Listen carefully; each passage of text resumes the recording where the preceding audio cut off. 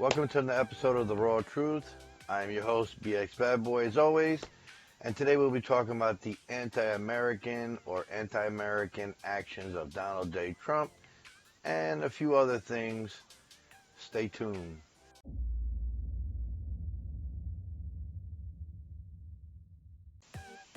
So today we're going to start off with, me and my father don't get along. Him and I have been at each other's throat for one reason or another, probably my whole life. But I still respect the tours he did in Vietnam and his military service. I have uncles that were in the military, another one that was in Vietnam, brothers that served their country, which is probably the highest respect you can show your country, is to serve your country.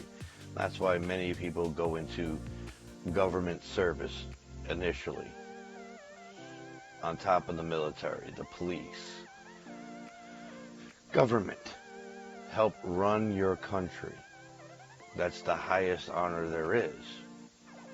That's why most people try to become president, is to help run this country better because they think they can do a better job. Or just because somebody's terms have run out, somebody has to take their place. But Donald Trump bashing the military, though I can't verify it firsthand because I wasn't there, but I've watched him bash McCain's military record and many others. And the fact that he doesn't want amputees, I can believe that without a shadow of a doubt, because he doesn't care for anyone who has less money than him or poor. Me being white, he wouldn't give two shits if he saw me on the street. But if I was made of millions or even billions, he would kiss my boots because I'm one of him. So do I think he's a racist? Of course. He picked on the Mexicans as they crossed the border, calling them drug dealers and gangbangers and murderers and rapists. Those people don't come across the border, at least not in the numbers that he would be, the number he claimed.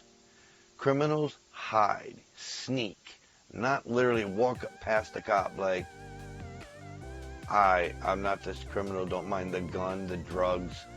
They come through illegal ways. It was legal for the Mexicans to come to our borders and ask for asylum. So that's not the way a criminal tends to come across the borders. But Donald Trump started bashing them, calling them all criminals and murderers and rapists. To me, that sounds more race than fact. So do I think he's a racist? Yeah, but at the end of the day, would he piss in front of on someone who is rich, no matter what their color? Probably not. If he had a choice, he'd rather a rich white guy around him than a rich colored person. That's just his behavior's MO, rich versus poor, because he thinks he's untouchable. And so far, the Senate has helped convince us that he is. But what he definitely is anti-American. I'll never bash anyone in the military. Do I think that it takes a brass set of balls and on the verge of crazy to fight that kind of war? Of course. You have to have a bit of craziness in you and a great deal of self and country respect to join the military, knowing you're probably going to have to go to battle. Same thing with cops. Same thing with any other military, National Guard, Secret Service, sheriffs. They all have to have this much of crazy and a great deal of self-respect. So anything other than cheering on troops, police, anyone who serves in our armed forces, including police officers, is anti-human, anti-American, anti-heart.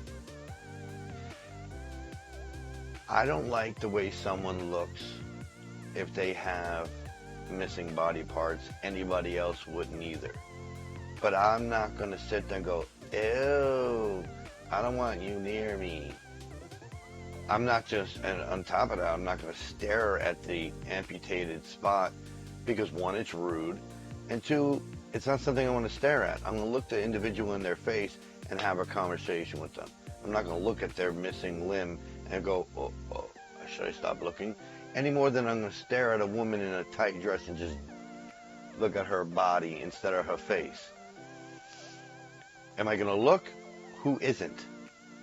You can't tell me for a second that a hot female or a hot male, you didn't turn around and look at their appearance before you face-to-face conversation with them.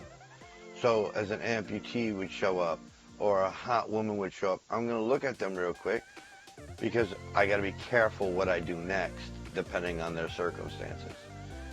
So I look, it's like, okay, I'll ask her how that happened. They're not any different than me, so I'm not going to treat them any differently. Am I concerned of what happened to them? If they lost their limb during military service or police service or protecting me service, then I have to thank them. It's the right thing to do and it's something I want to do. But if they lost it from a sickness or illness, I'm still going to show compassion and say, I'm sorry to hear that. And I'm sure they all have heard it 1,000 times. But letting them know that somebody else cares, it sometimes makes them feel like they should, human. And someone grateful for their existence. And the police and other services, thankful for their service. But that doesn't mean I like the way it looks. I don't know anyone that watches an alien movie and a person gets ripped limb from limb and like, wow, that's so sexy. Or, ooh, I'm going to take that part of the person home. It's tough to say it doesn't bother me, but not enough for me to judge that person and treat them unfairly. Just like a woman in a hot dress, I'm not going to assume she's a slut. Not going to happen. I'm going to assume she wants to look pretty, and she does. I'm going to assume that person went through something that it'd be nice for me to show them that I actually care, because I do. Whether it was military service, police service, drive-by shooting, accident, birth defect, sickness, illness, just happened to come off. Doesn't matter why it came off, but I would show concern because I am.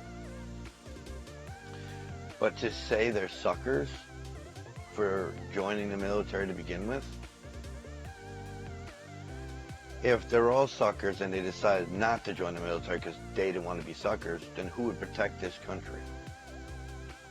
Who would make sure that fucking douche canoe orange banana would be able to make the money?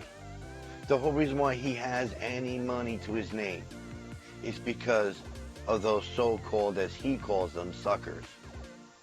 Because without them, he would be one of us, living off the fucking streets, eating out of trash cans, or trying to find a way to make a buck just to feed his freaking fat, ugly face. Sorry, I don't believe in being anti-American. There's no reason. Especially after all this country is given to each and every one of us Americans. And yes, I am completely aware each person's experience is different, but I also can guarantee you outside this country, before Trump was in office, there's a great deal of countries that had it 100 times worse than us, and that's why they come to America. Now within this circus we call America, there is a whole lot of people treated like clowns, just there to be amusing. And that's unfair. But again, that's still thanks to Donald Trump. In part, anyways, and not all his fault. I mean, after all, he's only but a rich snob. This country is flawed But it's our flaws that make us unique. It's our flaws that make us individuals and give us character. Now, do I want these flaws? Who does? But we have to find a way to work around those flaws so we can make those flaws into something, not be made of by it, if that makes any sense.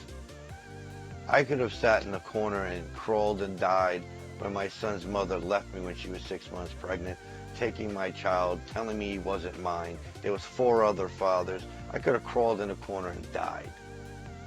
I've had situations in my previous relationships where I did that for 6 months. I learned, can't do that. You can't move forward if you're standing still. But anti-American and anti-soldier of any caliber is unacceptable. That's not an American. That's a rich snob who only cares about American money, not about American lives. That person shouldn't be president. That person shouldn't be walking the street. That person belongs in a sewer where their brain comes from. As I said in previous episodes, I lived an interesting life. I've been chased, I've been jumped, I've been shot at, stabbed, kicked, stomped, fallen downstairs, jumped out of a building, been chased by a horde of people for multiple reasons. Each one is a long story. Just to say, it ain't easy being me sometimes. And there's a lot of us out there that ain't easy being us. And no, I'm not talking about white. Just for the record. But I couldn't think of bashing this country. Admitting that it's got flaws and needs help. That's strength, not weakness. Those who can't admit their flaws, they're the weak. I know it's cliche to use this AA term. The first step to fixing a problem is admitting you have one. And how do I know that? I don't just sit in a corner and look at a wall.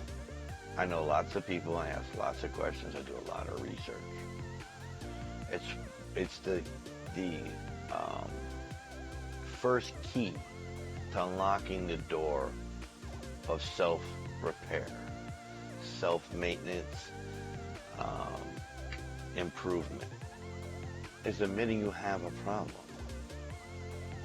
Doesn't matter what that problem is. That problem could be drugs, alcohol, sex, porn, junk food, soda, beer, you name it.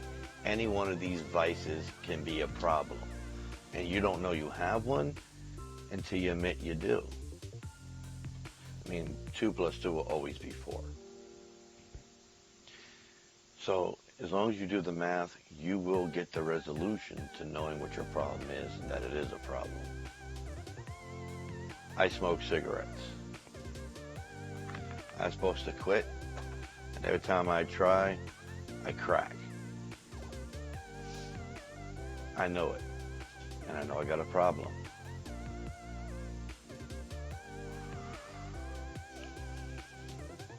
It's a long road. Let's just put it to you that way. Those of you who smoke know what I'm talking about. Those that don't smoke, think about it this way. Try kicking a snowball uphill in 90 degrees weather. And that's like trying to quit smoking for some people. I have brothers of different colors, races, and creeds. I actually have a brother who his religion teaches him that I'm the devil.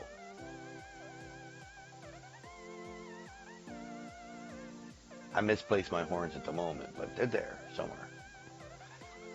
Do I judge him or them for those things? It makes no sense. I put up a post that this country's lost the definition of honor. And it has. I'm not going to act like it hasn't. But that doesn't mean we can't find our way back. Honor is the main ingredient to society. Honoring your word, honoring your deals, all these things boil back to honoring, respecting what you agreed to do. But in this country, I'm supposed to promise you the world, like some other orange clown, and then not get you shit. Because this whole payroll tax doesn't benefit us at fucking all. We make, in some cases, $84 a week. But the companies, they don't have to pay into that payroll tax either. Per person, they make $84, just saying. And that's a rough number. So if they've got 100,000 employees, you do the math. What's 100,000 times 84? A lot more than I'd get. A lot more than you and I would get combined. So the payroll tax is only to benefit the rich, not the poor. And he's trying to use it to blackmail us into voting for him by not telling us the truth on the payroll tax screws Social Security. Even the Department of Treasury said it. They're the ones that take care of those finances. They said this would bankrupt Social Security, Medicare in 2 years. Oh, but I'm not taking it from there. You're right, you're not taking it from there. You're not putting in there. Everybody's complained that we don't have the $2 trillion that the last stimulus was to give us. Everybody's complaining we don't have the $3 trillion that the House wants. Where's he getting the money from? If he can't divert money for us to survive during the pandemic, how is he going to get money to divert for all time to pay back into Social Security? It's a direct payment. We get the tax takeout, it goes right into Social Security and Medicare. It's not like it sits on a desk and some guy moves it later. Point being, he's going to bankrupt Social Security by trying to get rich not paying into Social Security. He doesn't want to pay that money. All Donald Trump's employees at his golf courses, anywhere else, he doesn't have to pay their Social Security. He gets to keep that money. It's supposed to start September 1st. So let's just say September 1st. It's now the 8th, 9th, or 7th, turn 8th. He hasn't made any real money off it yet, but he's made enough to go, gotcha. And by the end of the year, it's gotcha. And at the end of the year, he's blackmailed us to be forced to re-elect him because all that money he's not taking out of our checks, at the end of the year, we have to pay it if he's not president. Now, I believe Biden's going to forgive it because he's not going to hold us accountable for Donald Trump's bullshit. But all this is anti-American. This is pro-money, anti-American. And everybody's cheering him, at least in his base anyway. And a great deal of people saying, he's not racist. There's no systemic racism in the police force or in the military or in the United States. The mere thought of that is just asinine. For one main reason. Every human being has a judgment button. And when something sparks that button, they look at another individual and they make a decision on why to judge them. And if they have friends that believe that their race, color, religion has something to do with what sparked that judgment button, and you do too, and then they get together and they have a conversation, yeah, you're right. Boom. It becomes whatever that subject is. And for the most part, it's race, because it's the easiest target. It's easier than picking on children, because you can sit back and be a racist, and it's not illegal. But if you pick on a child, it's illegal. So it's easier to be a racist, because we're all welcome to our own opinion, which is true, and I'm not against that. But that's why it's easier to pick on race than any other subject. It's hard to pick on the fact that they're women. It's hard to pick on the fact that they come from Harlem. It's hard to pick on the fact they come from Mexico. It's easier to just attack their race, not where they come from. Because, so what? I don't like this, so I don't like that. What you gonna do about it? I'm allowed to have freedom of opinion, freedom of choice, freedom of this, freedom of that. But if I start picking on a kid, then I'm a bully. And it's true. I don't disagree. But that's why people pick on race. It's the easiest thing to get away with. You can't tell me what I can think. You can't tell me my opinion is wrong. You can tell me you disagree with my opinion. You can tell me that opinion is going to lead me down a dark road. Perhaps. But you can't stop me. But if I start picking on a child, bet you can stop me then, can't you? Exactly. So it's easy to just attack someone's race. And it's pathetic. It's what it is. And everybody keeps telling me that we could all make it out alive. It's an old saying that even if we all grew up in the same hood, we all have the same chances to get out. Listen, I don't know about you, but my car houses 7 people, okay? So if you don't make it to one of those seats, well, you don't get a ride. So how are you making it out now? Everybody's looking at this concept that if I can do it, you can. But if I do it, how can you do the same exact thing I did? Because I'm now in that spot. There can only be one driver of a vehicle, okay? So once the driver's in that seat, nobody else can fill that seat. And in my truck, like I said, only 6 more passengers. So once those 7 are filled, everyone else is not getting in my vehicle. So the 7 of us made it out. But 8, 9, and 10 are watching us leave and have to find their own way. And if they don't get there before someone else does, then they're still stuck. And it's not a matter of they don't try hard enough. Listen, you live on one side of the block, I live on the other. We're equally to the middle of the block. But anything on the other side of the block where you live is out of range from me. It's guaranteed you'll get there before me. And on my side of the block, I'd get there before you. That has nothing to do with your skill or mine. And there's no such thing as one universal space for us all to get to, and it's up to our skill levels and initiative. No.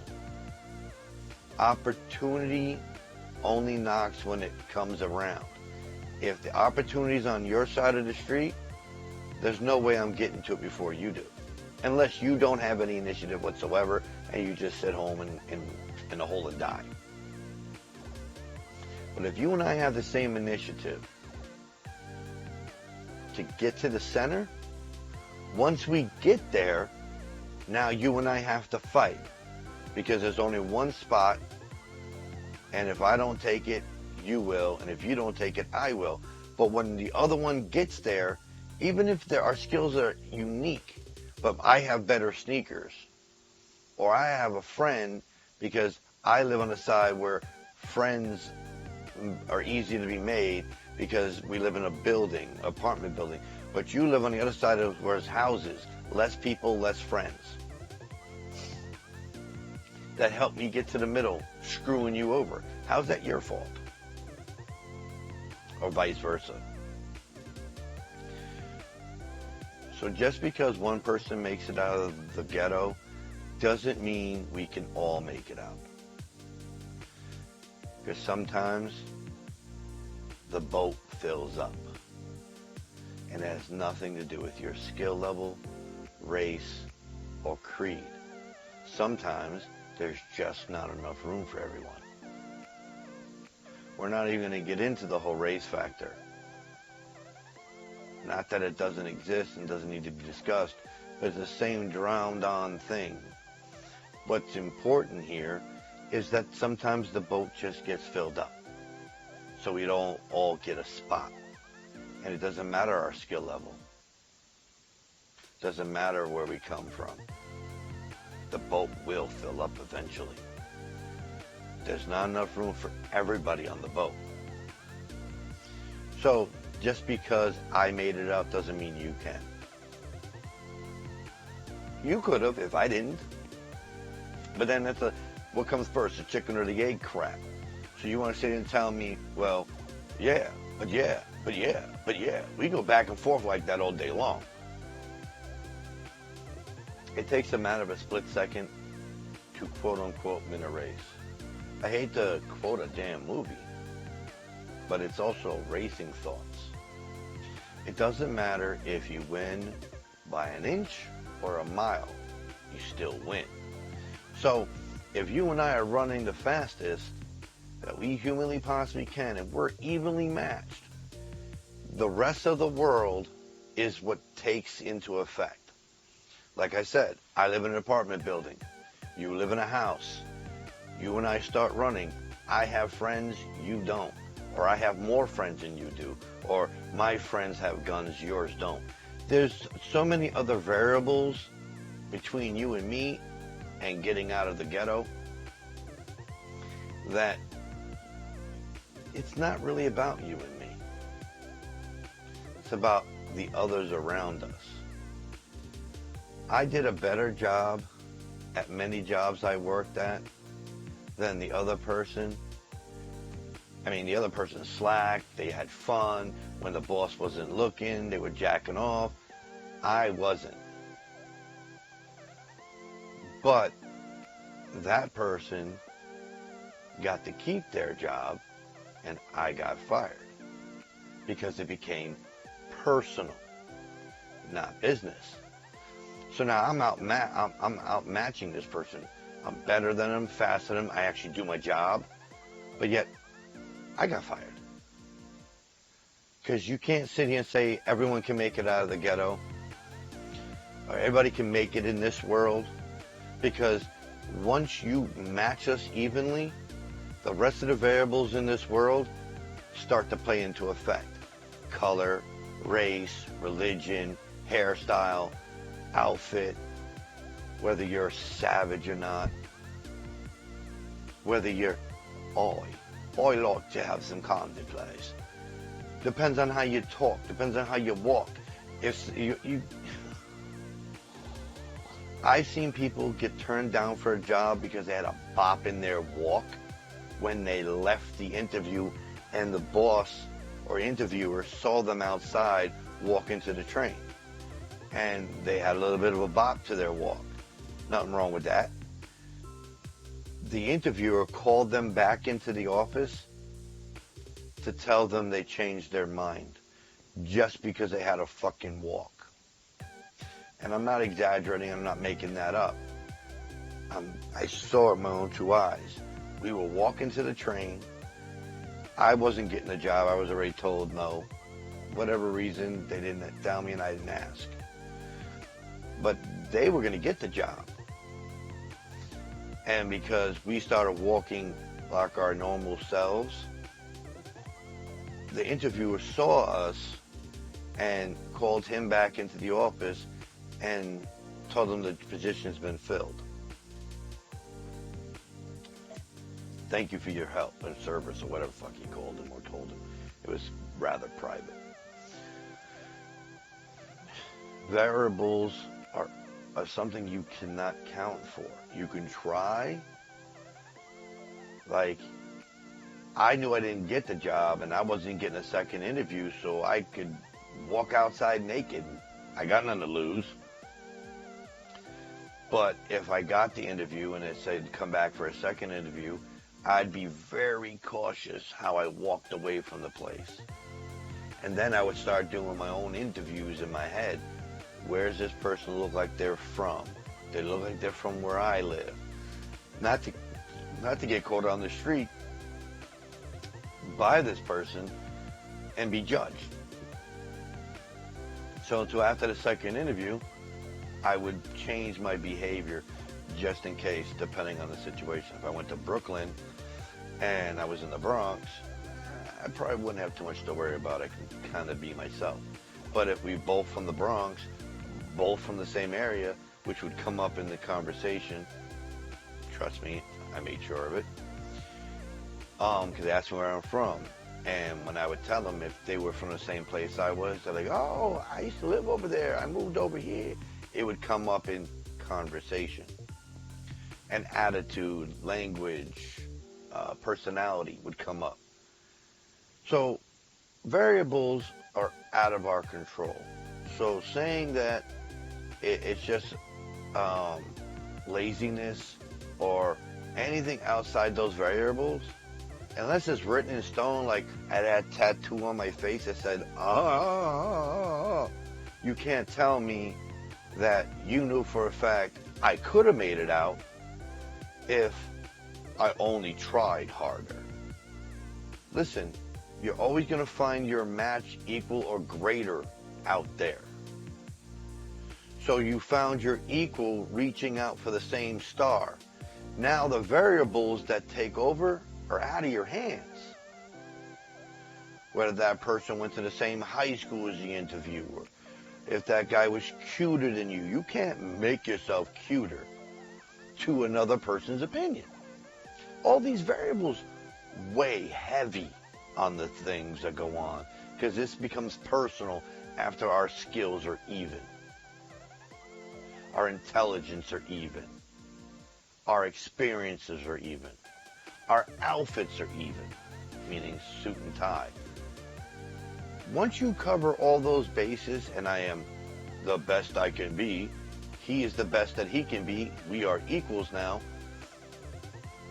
Once we walk into that room, it could be a matter of color choice. It could be a matter of tie.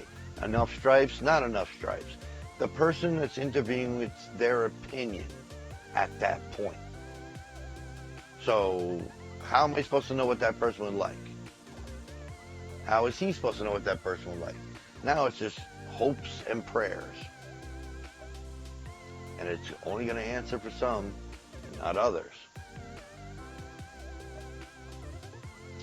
Now, I'm going to continue with apologizing for my distracted video. It's a bad day. But we shouldn't have any more of those.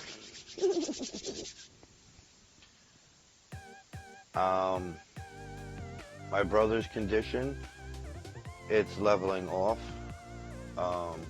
No, he doesn't have COVID. No, he's not in the hospital. He has physical conditions he goes in and out of, and he's going through one. But as soon as he's up and ready to go, we will be together yet again on another podcast. Now, we're hoping to have one out where it's him and I by Wednesday. I felt the need to do one tonight because I'm getting sick and tired of watching on all the news stations, including Fox, talking about all the witnesses and proof that Trump badmouthed veterans in a really ignorant way. There's an old saying, better you than me. That's one thing. But to call them suckers, and why the hell did they bother doing that? They fought for their country. So I could sit here, look at this computer, and have this conversation with you. If it wasn't for them, we may never have met. We may never had this conversation. I wouldn't have the ability to do what I do, whatever it is I do. Our troops fought to keep that, make that. happen. I may not be the greatest American. I may not do everything I should do as an American. I just sometimes don't want to get involved. I won't act like I'm out there protesting or I'm out there trying to get things done when it comes to changing this country for the better. But I won't badmouth it either. And I don't regret being an American. Well, at the moment I do. Because Orange Thunder, the douche canoe president, he makes me wish I wasn't here, but never make me wish I was never American. I wish he wasn't an American. They'd have sent him back to the orangutan zoo where he came from.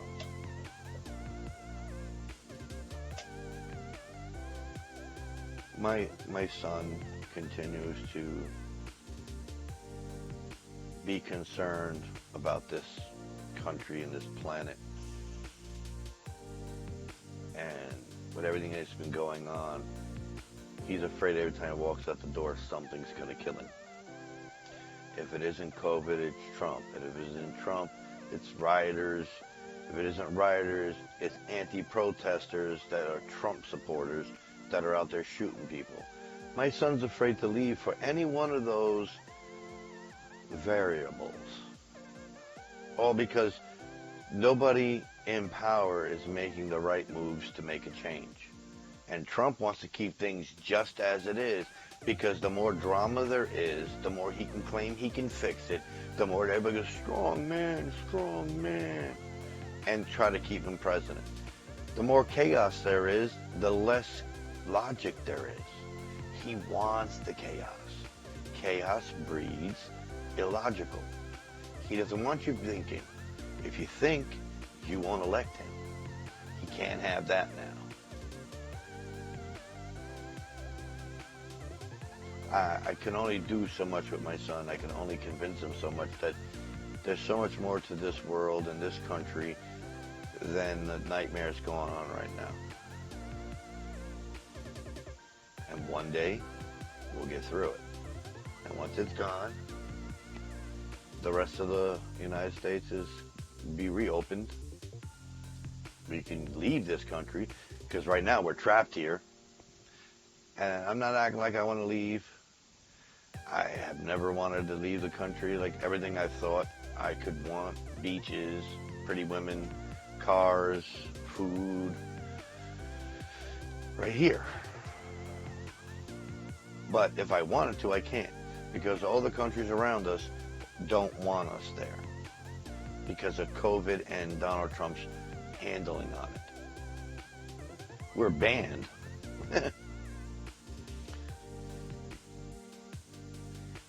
And there's a lot of misleading and misconceptions out there.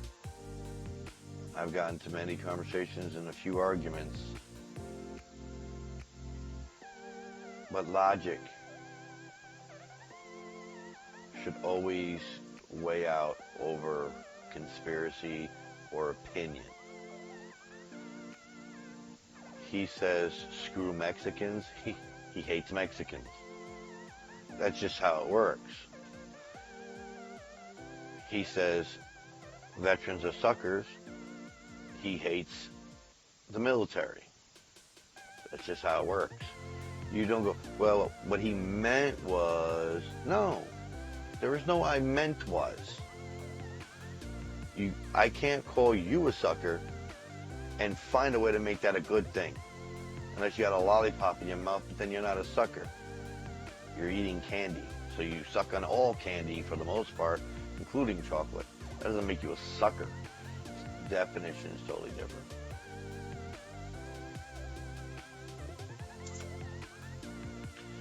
And like I said, I'm not a Biden supporter or hater. But I know for a fact what I've watched Trump do, what I've watched Trump say. So I'm definitely not a supporter of Trump. Trump can jump off a bridge for all I care. And I just stay away from the water. I don't want it polluted by his orange trash. But on that note, it's 10:54. I'm going to go smoke me a cigarette, and I'm going to do the boogie to the bed. Maybe one of these days, show you what's behind the magic curtain. I wish I could put the curtain up permanently. I don't like what's back there. But I will tell you this. This here is my bed, and that up there is my son's bed. I know what it is to be broke. I know what it is to be poor. I've been living in the same room with my son since he was born. He's 11 now. So, I know what it is to struggle. Even before my son was here. I don't think I ever owned a room of my own until one of my brothers moved out.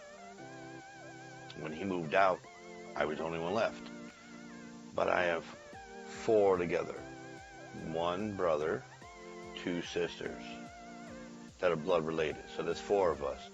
Had to share the same room with the brother most of my life. Except when I was going through special ed. I'm not crazy. I've been tested. Special ed, back in my day, was the easiest thing to get into. Not the one thing you want to be into, but if you had any outbursts more than 3 times, they deemed you a problem child, they threw you in there. 13 kids only. So once you're in that system, you get bounced around through only governmental schools, ones run by the Board of Education. Most of the schools I went to were basically special schools. I think the most kids that were in a class was 13. I was labeled a problem child. Still am. But I don't got no problems with my child. No. You know what I mean by that. So on that note, y'all have a good night. Enjoy your Labor Day. I'm going to spend my Labor Day watching TV and watching TV. Hope yours is better than mine. On that note, peace.